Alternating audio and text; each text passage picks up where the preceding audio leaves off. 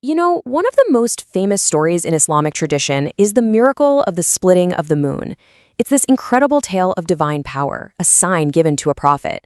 But what if the source of that story, the Quran itself, has been trying to tell us something completely different this whole time?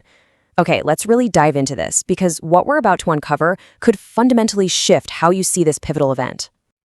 All right, so first, let's just recap the story we all know. The people of Mecca, they challenged Prophet Muhammad, right? They said, show us a sign, a miracle, to prove you're for real. And so in response, the story goes that God physically split the moon into two distinct pieces, right there in the night sky. And for centuries, this has been held up as one of the greatest miracles in Islamic history.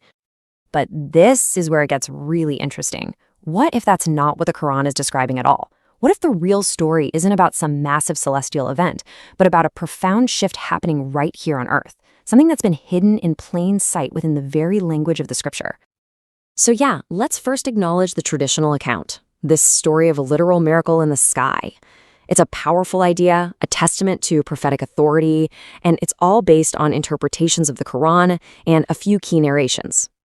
But, you know, this literal interpretation, it's always faced some really tough questions. And when you start pulling at those threads, some serious cracks begin to show in the traditional narrative. I mean, just think about it for a second. An event so massive it splits the moon in half, yet there are zero records of it from any other civilization on Earth. Not from the Chinese, the Indians, nobody. And the Quran itself says that major signs like this are supposed to be followed by immediate destruction, which obviously didn't happen. On top of that, the scripture repeatedly says the prophet was not given these kinds of physical miracles.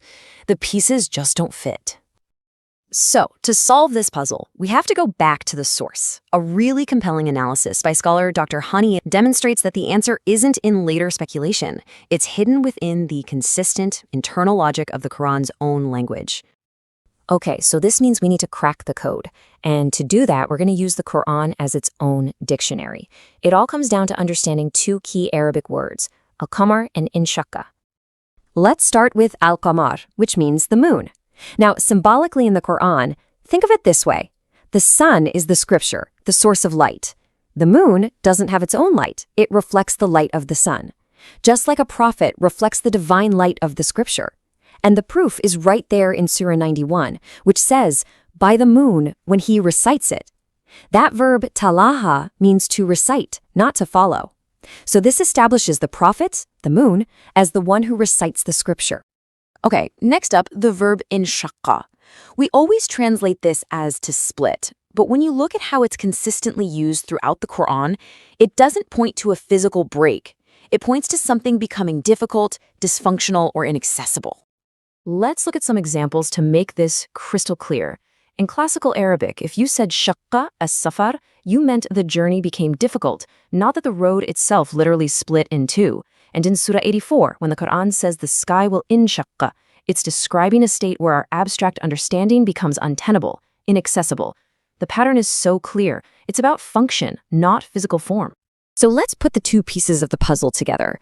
If al-qamar is the institution of prophethood, and inshaqqa means to become untenable or inoperative, then inshaqqa al-qamar means the institution of prophethood became untenable.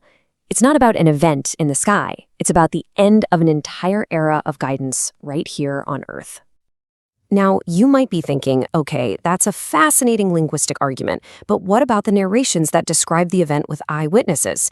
Well, hold on, because this is where it gets truly mind-blowing.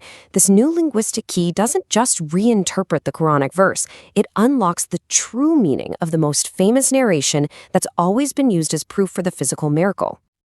Okay, so the most widely cited narration comes from a close companion of the Prophet, Abdullah ibn Mas'ud.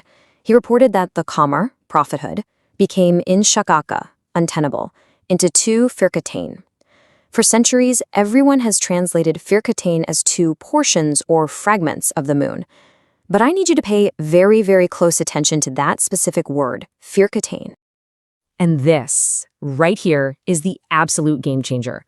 The word firqa, which is used all over the Quran and in other narrations, has one single consistent meaning. A faction, a sect, a group of people. It never, not once, means a physical piece of an inanimate object. It refers exclusively to human beings.